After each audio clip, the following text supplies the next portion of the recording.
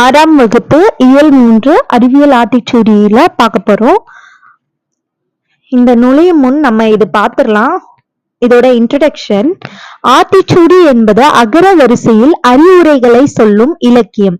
நம்ம அறிவியல் ஆத்திச்சூடி அப்படின்னு சொல்லிட்டு இருக்கு. ஆத்திச்சூடி நம்ம பொதுவாவே ஒரு என்ன சொல்றது, ஒரு அகர வரிசையில இருக்குது. அகர வரிசைனா ஆல்பபெட்டிக்கல் ஆர்டர்.